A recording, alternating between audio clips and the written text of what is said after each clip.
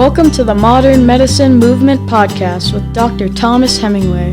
Have you ever looked in the mirror and said to yourself, I thought I'd be healthier, in better shape, feel better both physically, mentally, emotionally, and spiritually, and be further along in my life? If so, come on this journey with my dad as he explores all things health and wellness from a holistic medical perspective, even as a classically trained physician. He'll share integrative strategies to optimize health and inspire you to join the modern medicine movement. Welcome to the Modern Medicine Movement Podcast. Dr. Thomas Hemingway here. Super pumped, super grateful to be here with you on this beautiful spring day that it is. It's been, it's been an amazing week. We've had just super schizophrenic weather out there. Just one day it's 50, the next day it's 20. One day super sunny and hot, you can go for a run. The next day there's 2 feet of snow on the ground. It's just awesome. I love this time of year. Hope you guys are doing great, having a great month of March. A lot of folks are on spring break right now. We're going to be actually doing a little spring break with our kids next week. It's just going to be awesome. So hope you guys are doing great. Just wanted to thank you once again for tuning in, for sharing with me a little bit of your day, and just so grateful for you guys. And can't wait for this episode because it actually comes from a question from one of you, a topic that you wanted to hear more about. So excited for that. If you haven't given me any feedback yet at my Modern Medicine Movement Podcast.com or Modern Medicine Movement Podcast at gmail.com, I should say. I got email there. You can reach out to me. You can reach out to me on Facebook, Thomas Hemingway, or at Modern Medicine Movement. On Instagram at Aloha Surf Doc at Instagram. All of these should be in the show notes, and just love hearing from you. I really appreciate your feedback. It's just what keeps me going, just keeps me pumped, keeps me excited to share. And like today, it gave me the podcast topic because it was something you guys were interested in, and I'm happy to oblige. So keep the comments coming. If you haven't already done so, please drop me a review after you subscribe to my Apple Podcasts or my YouTube channel or whatever it is. Please drop me a review on Apple Podcasts. It's super easy. You just scroll down to the bottom where you see those 5 stars. Click on the one farthest to the right, and then right below that on the left, there's a little tiny box with a checkbox or a pencil coming out of the top or something that you click on. And just write a review. Let me know what you're liking. Let me know what you're learning. Let me know what you're doing with the information. Hopefully this is not just information and entertainment, but it's something that helps you live better, be better, do better, and be healthier and get that optimal health that we talk about. So thanks again for listening. I'm so pumped today. Without further ado, we'll get into it. There's a comment I got, I think it was just about 1 or 2, maybe 3 weeks ago, pretty recently. Somebody asked me, I think they shot me an email to my Modern Medicine Movement Podcast at gmail.com, and they said, hey, can you talk about MTHFR? And I said, what the heck, is that a swear word? No, I'm just kidding. I've known about MTHFR since medical school. We actually talked about MTHFR, but more in a sort of biochemical pathway perspective. We didn't talk so much about the gene that codes for this enzyme or the potential,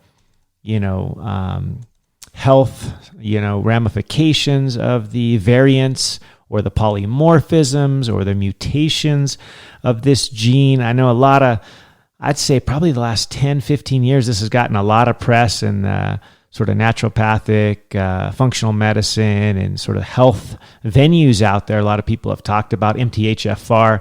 And some of you may know a lot about it, some of you a little, some of you may be like, what the MTHFR? What the heck is that? Well, we're going to get into it, and I promise I'll do my best to get a healthy balance between the science as well as, just the simplistic nature of understanding what this is, how we can use it to live better. I'll try not to get too deep into the weeds, so to speak, of the science, but I'll throw a little bit out there because it's kind of fun, and I think it'll help us to remember this a little bit more. So first of all, what the heck is MTHFR. What is it? Well, usually when people use that, they're referring to the gene that codes for this enzyme called MTHFR for short. You can just say that, and you can definitely convince your parents, your grandparents, your friends and family. This is not a swear word. It stands for methylene tetrahydrofolate reductase. And this is an enzyme in one of the biochemical pathways in your body that is used to process folate, the vitamin folate, which is vitamin B9, into a usable form so that your body can actually make sense of it and use it for all the numerous processes, literally thousands and thousands and thousands and thousands and thousands of daily processes that occur, one of which is methylation, which we'll get into a little bit further along in the podcast. How could we talk about MTHFR and not talk about methylation? I mean, we got to. I mean, it's just so important. They go hand in hand, or, the hand in glove, whatever analogy you like. But methylene tetrahydrofolate reductase is an enzyme in a pathway to basically take the folate we eat, hopefully in real, natural, fresh foods like the green leafy vegetables, the lettuce, kale, all these kind of spinach, these kinds of things. The green leafies have folate in them. There's vitamin B9. You guys probably have heard of the folic acid that for many, many years, your OBGYN or physician has asked you to take folate, or it's in a prenatal vitamin, prior to conceiving, prior to pregnancy and during pregnancy to help prevent neural tube defects. And this recommendation, is something that came about because they were noticing that certain populations had not a lot of folate in their diets, and they were having increased rates of what are called neural tube defects. These are things like spina bifida and encephaly, problems such as that, and other neurological problems, developmental problems. It also has been related to things like autism, all kinds of disorders, spectrum disorders, even been related to other issues further along in life like cardiovascular disease, cancer, stroke. I mean, so many different things have been related to this MTHFR. And why I think it's so important is that when it comes down to it, this enzyme, methylene tetrahydrofolate reductase, is basically what converts the folate into an active form so that you can actually use it in your body, okay? Because the folic acid that many people take in a supplement form is not bioavailable, it's not active, it's not usable, and for most people, it's not very effective. And especially if you have MTHFR, it can actually be not only ineffective, but counterproductive. In other words, that you will take all of this, vitamin that your doctor told you to take, the folic acid, to take in a prenatal or your multivitamin or whatever the case may be, and your body is actually not able to use it. And in fact, if you are a person who has one of the genetic variants, often referred to as polymorphisms, as SNPs, the single nucleotide polymorphisms that exist, the changes in the gene, so to speak, for this enzyme, the MTHFR enzyme, then you not only can't really use this form of folic acid, that's the most common form in all of the vitamins out there, but it can actually prevent you from using natural folate and the active folate, which we want and need in our body, because it can actually sit on the receptors and occupy them, but then again, not activate them. So it's an issue. A lot of people don't know enough about it. Most physicians, unfortunately, don't know enough about this, and they still tell people to take folic acid, which is not awesome when you can take a better version of this, which is the active form of the folate, which you need, called 5-methylene tetrahydrofolate, or 5-MTHF, which is the active form, or the methylated form of folate that you can actually use in your body, because folic acid is not usable in that form. Simply not usable. In fact, it can be counterproductive. We'll talk more about that in a little bit, but just to back up a little bit on the, what the heck the MTHFR is. And like I said, usually when mentioned, it's describing the gene that's responsible for this enzyme, methylene tetrahydrofolate reductase, or the MTHFR enzyme, which is in that folate pathway. And there are several variants. Some people call them mutations, others polymorphisms, or just changes in this genetic code that basically make this enzyme, MTHFR, or methylene tetrahydrofolate reductase, not work that well, which means at the end of the day that the folate that you need, that 5-methylfolate, is not going to be as available in your body to be able to perform all those super, super important functions, right? All these neurologic functions, the genetic functions, in your DNA, your RNA. It's super important in turning on and turning off genes, right? We got all of these genes that are in our DNA, and some of them we need turned on.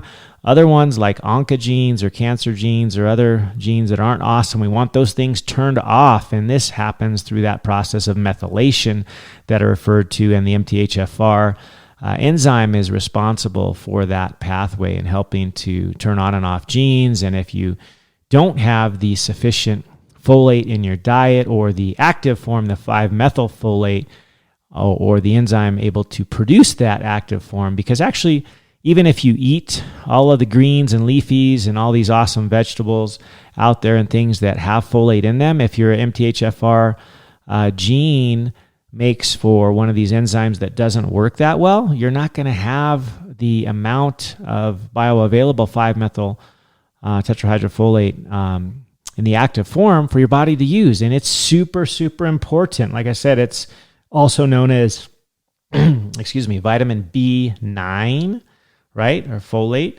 and it's so important for making the DNA, the RNA, for the red and the white blood cells. It's important in converting carbohydrates into energy, making the white cells in the bone marrow. It's so important for periods of rapid growth, especially during pregnancy, since inception, when you first have the egg and the sperm meet and they are duplicating. Like, this is where any rapid growth, any error or mutation or whatever is pronounced in this period. And so you want to have adequate folate, which is super important for those neurologic development that needs to occur during pregnancy.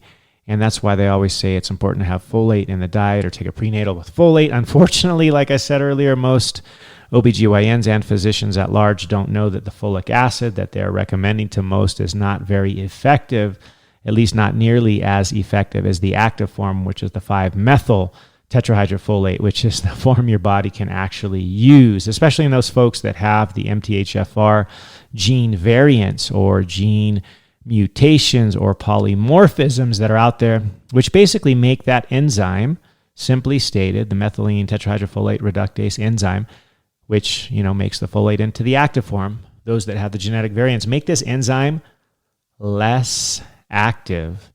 It doesn't make it inactive completely, but it makes it much less active. And there are several types of genetic changes or variations or polymorphisms or SNPs, as they're often referred to, these single nucleotide polymorphisms, where you just have one change at one nucleotide. The two most commonly referred to, and probably most well known and most popular, if you will, that you might hear about, when you do some reading on MTHFR, is this variant called the MTHFR 677 C to T variant. And what this means is that it's actually on chromosome 1, if you're interested. On the short arm of chromosome 1 is the gene for the MTHFR enzyme. Remember that enzyme, methylene tetrahydrofolate reductase. That enzyme has the gene for it on chromosome 1, and at position 677, what happens is the C gets converted to a T. And these are the nucleotide base pairs from way back when, right? this is basically the cytosine, or the C, gets switched with a thymine. So the C to T variation, that's probably the most common one out there at position 677. And that will change, ultimately what amino acid is coded for in the 3, code grouping called the codon, right? Sorry to get kind of sciencey, but it's kind of fun. So that's just to help understand this nomenclature of the MTHFR 677 C to T SNP, as many might refer to it, or the single nucleotide polymorphism. That's that one change from one of those DNA base pairs, the C going to the T, and it's one of the most common of all the variants of the MTHFR. And that alone, you can have either a homozygous version, which is that you inherit one copy of this gene polymorphism or variant from mom and one from dad. So you have two of them, that would make you homozygous. Or if you inherit just one from one of your parents, either mom or dad for this, then you would be heterozygous. And so if you remember back to those, high school biology days when you studied Mendelian genetics, when you have a homozygous pair of genes, meaning they're both the same, you're going to likely have that trait, right? And so this will cause, if you have a homozygous, this is sort of the worst of the two, right? Then heterozygous means it's not going to be as bad because you just have one copy that you either got from your mom or your dad of this MTHFR 677C to T, which would basically, the heterozygous form or one copy would make that gene about 20 to 30% less active or less effective. If you have two copies of the homozygous form, it's probably going to be closer to 60 to 70% less activity to convert that 5,10 methylene tetrahydrofolate into the 5-methyl tetrahydrofolate, which is the active form of folate in your body. So the moral of the story, sorry to digress a little bit into the science of it, but I want you to kind of hear those terms, because when you do your, Dr. Google searches and whatnot and talk to your friends and family that are super interested in the MTHFR thing, they might be spouting off these words or names or this nomenclature. The MTHFR 677 C to T genetic variant or mutation or polymorphism is that most common one, and you can either have it in one of two forms, right? The homozygous, which is the worst one because you'll have two copies, or the heterozygous, meaning you have one copy of that variation or defective gene, whatever you want to call it, which basically at the end of the day just makes you not be able to convert to the folate into the active form that your body needs as well. Even if you have two copies of it, life's not over, right? You'll be okay as long as you pay attention to your diet and you supplement appropriately and things like that. It just means that your MTHFR enzyme will be less active than somebody who doesn't have this gene variant. Yours is not going to be inactive. You're not going to be missing out on this gene product or the enzyme, but it'll just be less active. So same thing goes with the other one that's super common out there, the 1298 A to C variant. It's like at, of course, the 1298 position, right? Also, I believe on chromosome 1 where this gene is located, the short arm once again, and an A is switched for a C, right?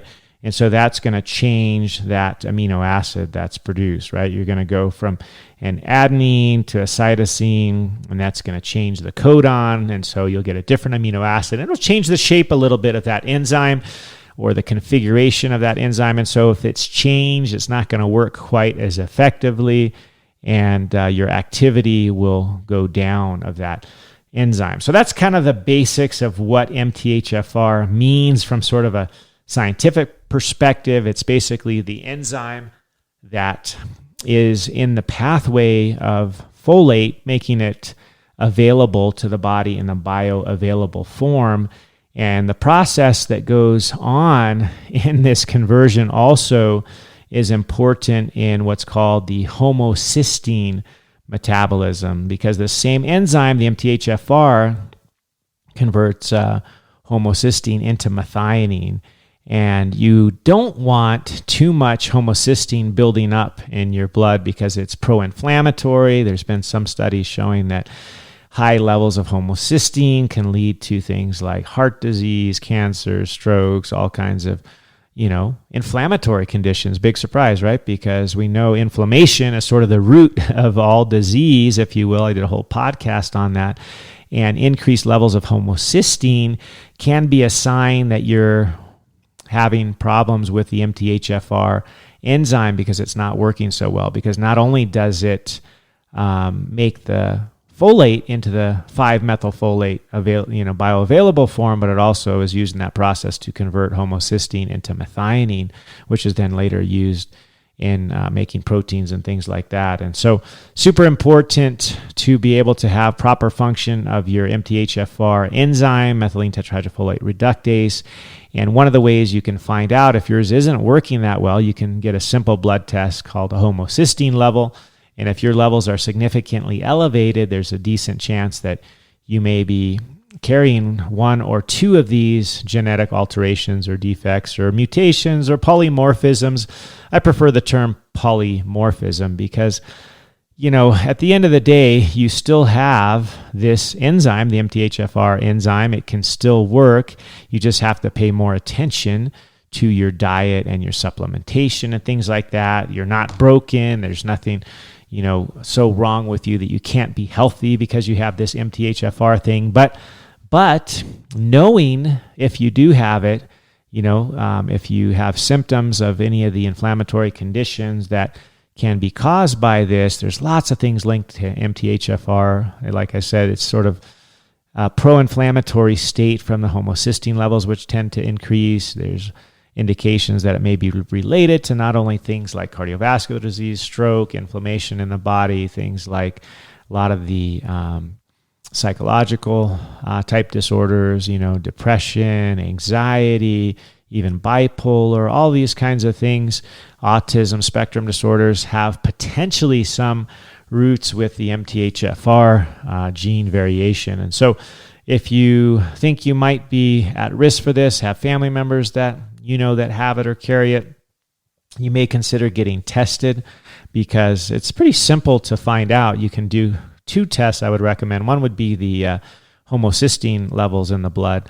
The folate levels in the blood aren't that helpful because it not only measures active but also inactive folate in the blood, like folic acid, and typically doesn't distinguish between them. So this is not as helpful because what you really want to know is the active level of folate in the blood. You also want to know how well you are methylating. And there's a bunch of tests you can do with respect to looking at if you carry any of these gene variations for MTHFR. And there's different companies out there like 23andMe and others that you can even do home tests. But I would just recommend you visit your trusted, physician, functional medicine physician, someone who has a good understanding of this and can help coach you through it, especially if you have any of these variations of your genes with respect to the MTHFR, somebody who's familiar with it to guide you, because unfortunately most traditional allopathic physicians don't know a lot about this.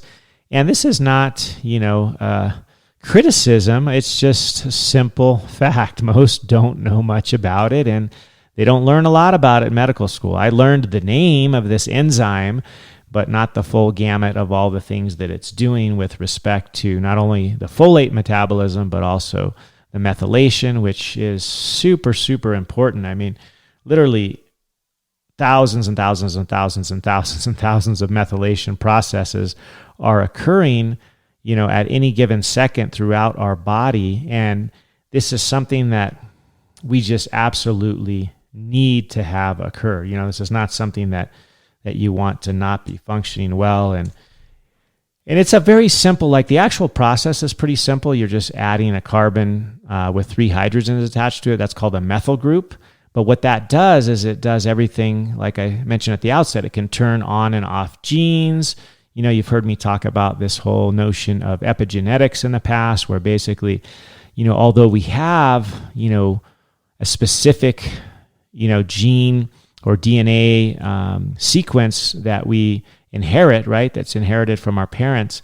our genes in and of themselves are not 100% responsible for everything that happens in our body at any given point in time, right? It's only the blueprint, but whether or not we access and turn on and off the genes that are there, we have a lot to do with that. We can actually affect that to a significant degree, way more than what we had ever thought of. I mean, it's something like 10 to 20% genetic and 80 to 90% epigenetic. In other words, we get to control what turns on and off our genes to a large extent by the things we do, the choices we make, the health decisions we consciously make, what kind of foods we eat, whether or not we do activities such as exercise or deleterious activities such as, smoking or very poor dietary habits or sedentary lifestyle, things like that. We get to choose how most of these genes are expressed. In other words, whether they get turned on or off through this whole epigenetic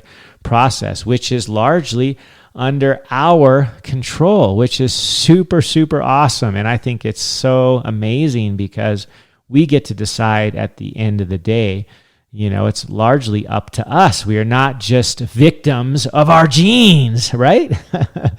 So anyway, let me talk a bit more about this methylation thing. Like I said, it's super important. It's vital. It's a metabolic process that literally happens in every cell of our body. Every organ exists, basically it's happening billions of times per day. I mean, we couldn't even exist without methylation. It's just so important. It's really super simple. Like I said, it's just adding a so-called methyl group, which is a carbon and 3 hydrogens. And this can completely change like for example, in the folate, you're initially taking off one of those methyl groups from the 5,10 methyl tetrahydrofolate, which is not the active form, and you take one methyl group off, so it just becomes the 5 methyl tetrahydrofolate, and then it becomes active, and you donate that methyl group, right? And so it becomes that 5,10 methyl tetrahydrofolate becomes the methyl donor, right?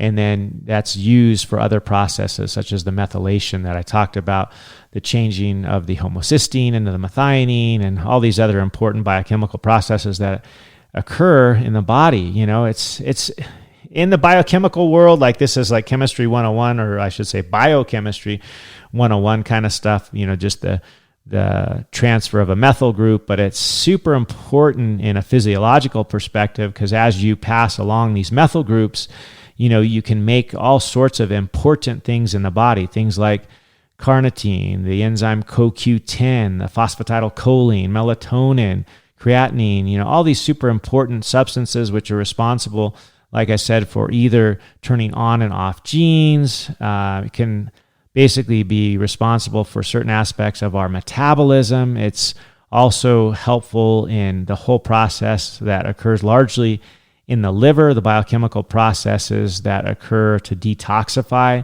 all the bad stuff that we get exposed to or that we may eat or what have you. You guys have heard of glutathione, for example. Methylation is super important for the production of glutathione. So there's just all these important processes, cellular processes that occur in our body that are not only vital, but they're fundamental, and they occur through methylation. And I know it sounds kind of complex, and I don't want you to, get sort of confused about it or stuck in the weeds, so to speak, but just know that it's super important for methylation to occur, that the MTHFR gene, the methylene tetrahydrofolate reductase, is part of that methylation process.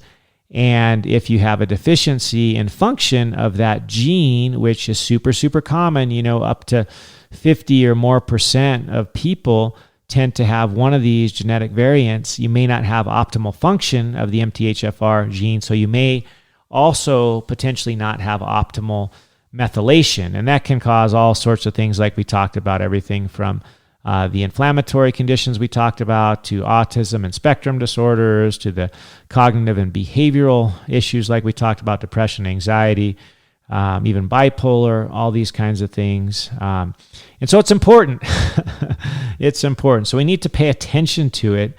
And, the first part of that is just knowing what the heck it is. And I would say that, once we know we have the information that we need, but even if we don't go out and get like the 23andMe, full panel that looks at not only the MTHFR gene, but COMT and all these other SNPs, or the single nucleotide polymorphisms that we may or may not have, even if we don't get that fancy testing, it's important when we just think of our overall health and nutrition to understand that taking, folate into our bodies, which is super important, at the end of the day, it does matter what type of folate that is, right? We talked about folic acid, which is that synthetic form that 90+% of most vitamins have, unfortunately. And I think, at the end of the day, it's simply one of just pure dollars and cents, unfortunately, right? It's super simple, super cheap to manufacture,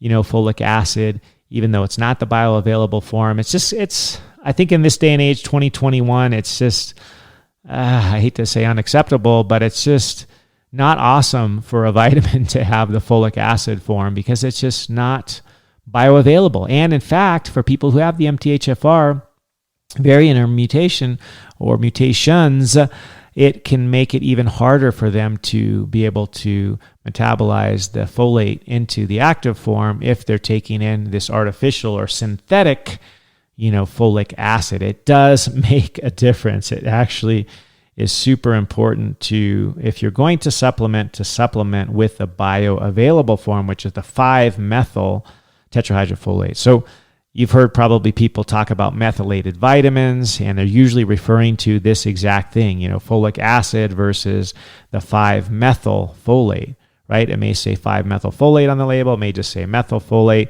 Also, another common vitamin deficiency out there is vitamin B12, right? You want to actually have the methylated form of vitamin B12, which will be called methylcobalamin, because that's the bioavailable form. It's actually an important cofactor in this whole process of folate that we've been talking about today, the enzymatic processes. You guys probably thought I went way too far in the weeds with this, but actually there's several other steps with the MTHFR, metabolic sequence that I didn't even talk about. The last one is the MTHFR enzyme that converts the 5,10-methylhydrofolate into the active form of the 5-methyl folate, and that's the one that we want, right? And to be able to get that, we need to have a vitamin that has that, because just eating folate-containing, veggies, the green leafies, if we have the if we have one of those genetic variants of MTHFR, we may not be able to process that well into the activated form. So certainly don't take the folic acid variant vitamin, because the folic acid one is not natural. It is synthetic. It's not effective. It's not bioavailable. It may even act as a inhibitor, if you will, because it can sit on the receptor and occupy it and not cause the proper reactions to take place. So it can actually block the conversion, of the 5,10-methyl tetrahydrofolate into the active form of 5-methylfolate. And so definitely, if there's one thing you learned from this podcast, it's try to get a supplement if you need one, if you're low with your folate, or if you have elevated homocysteine, or if you know you have an MTHFR variant and your enzyme doesn't work as well, because like I said, 1 in 2 people will have some version of this. So flip a coin, you're likely to have one of these genetic variants. And so having some natural methylated folate in your diet, having the active form as opposed to the folic acid form, is going to be super helpful. And so you're going to have to look for that on the label, because most of those labels will say folic acid, and that's just not the one that's the active form. You're going to want the methylfolate. Also look for that cobalamin, which is the vitamin B12, which is super important for nerve health. And it's a very common deficiency that many of us have, especially if we don't eat animal products or we don't eat enough animal products. B12 can be a deficiency. So look for a vitamin that has the natural form, or the active form of B12, which is the methylcobalamin, because that's going to be super important at the end of the day to be able to actually use it in your body. So I hope I haven't confused you with a little bit of the science. It's actually not, it can be really, really complicated, and I try to keep it pretty simple. But at the end of the day, you can check your homocysteine levels, you can check your MTHFR status with those different tests like the 23andMe and so on. I would definitely get help from a functional medicine practitioner that's very familiar with these kinds of things, because if you just look up 23andMe, you get the printout, it's going to be 10 or more pages long. It's going to be hard to interpret, even if you jump onto other sites and say, how do I interpret this? And you get things like Genetic Genie to help you. It's going to be hard to know how to make sense of it, and you can get confused and you can get overwhelmed. Don't be, okay? Don't be. It's not something you need to get overwhelmed about. So definitely, get somebody that's familiar with this to talk it over with you, to help you figure out if you need to have a folate supplement. Most people do, actually, and it just makes sense to take the active form. Why wouldn't you take the methyl folate instead of the inactive synthetic folic acid? And definitely eat more of the leafy greens. Like, they're good for you. And if you're, going to supplement the B12, which most of us are deficient in as well, it can be found in animal products, but it can be also found in a methylated vitamin that has methylcobalamin. If you want to know the supplements that I take and you aren't familiar with them, the vitamin that I take has both methyl folate as well as methylcobalamin, and I'm super honored to be able to have discovered this with many of my friends and family, because I've literally been to, oh my gosh, dozens and dozens of nutrition stores and looked at all the vitamins, and it's super rare to find a multivitamin that has both methylated folate as well as methylated cobalamin. So it's unfortunately not as common as it should be, especially in this day and age when we're getting more and more information all the time about things like MTHFR. And so you got to look for it. You got to be familiar with it. And I hope this podcast has helped you. There's some other resources that I'll put in the show notes, because there's actually a lot of information out there. There's just so much, and I don't even have time to get into the weeds, so to speak. There's a doc out there by the name of Ben Lynch that this is kind of his specialty. He's got a lot of helpful information out there. Some few others that have talked about this at length over the last decade or so, and I'll try to put some of those as well, some articles in the show notes for you. If you're interested, you want to get kind of sciencey, I'll put that in the show notes. But at the end of the day, like I said, if you're going to take folate, take methylated folate, not folic acid. Pay attention, to what you are eating. Try to eat the natural, real foods. There are certain things that make it harder, right, for you to be able to process and digest the vitamins that you do take, right? You got to be careful with things like antacids and things like substances that can mess with your homocysteine, which is what we sort of talked about, that another MTHFR important pathway that you need that enzyme to work well is to break down the homocysteine into the methionine. And there's certain things that mess with that, like going to the dentist and getting some of that good old laughing gas. Nitrous oxide can mess with that. So if you're somebody who has the MTHFR variant or variants and you have trouble with that, maybe nitrous oxide might not be awesome to have at the dentist. And if you don't know, just get your homocysteine levels checked, right? Like I said, find a practitioner who's familiar with that. If you're pregnant or want to be pregnant, I would definitely consider supplementing with a vitamin that has the methylated folate, because that's going to be the best. It's going to be the most bioavailable. Why just take a typical prenatal vitamin that has folic acid when that's just not the best stuff, right? Why would you want to take something inferior if you know? But if you know, if you don't know, you don't know. But now you know. Now you know. So, the other things that you got to be careful of is nowadays we're just surrounded by tons and tons of processed foods. And I don't know, how it all came about, but they started to quote unquote enrich these processed foods with things like folic acid, because they found that deficiencies were causing things like neural tube defects. So I guess they figured, well, everybody's eating the crap processed foods anyway. Why not just put folic acid in them? So most of the cereals and breads out there have folic acid, which I don't know. In my humble opinion, I just think it's not that awesome. I think we need to be avoiding the processed foods altogether. But just be aware of where that folic acid might be found, because it's not awesome. It can act as an inhibitor. especially not awesome if you have one of the MTHFR variants. So just pay attention to that. And then all the other things we've talked about in the past, just paying attention to real, natural, whole foods is so important. Eat the rainbow, so to speak. Lots of vitamin D is going to be helpful. Eat your veggies and your fruits, and also the healthy meats too. They're going to be able to give you the vitamin B12 or the cobalamin that we talked about. That's going to be super important. So anyway, I hope this is helpful for you. I love you guys' feedback. There's so much more I could talk about, but I really don't want to get you too lost in the weeds. But want you to know that I do listen to the feedback and, all the comments you make and the emails you send me and the notes on Instagram and Facebook and so on and so forth. And that's why I podcasted today on MTHFR. What the MTHFR? Methylene tetrahydrofolate reductase.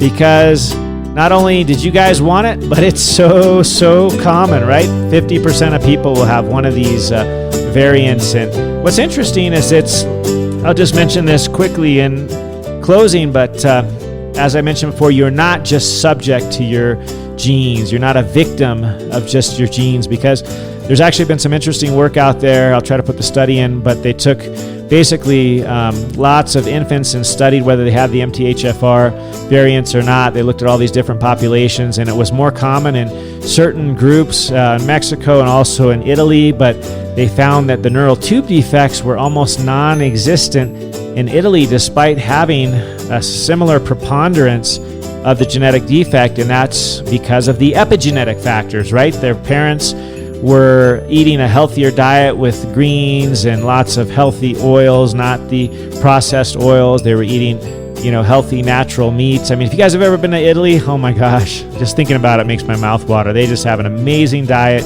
They have an amazing familial connection. So all those things are important too. So remember, the ball is in your court. Happy health and aloha.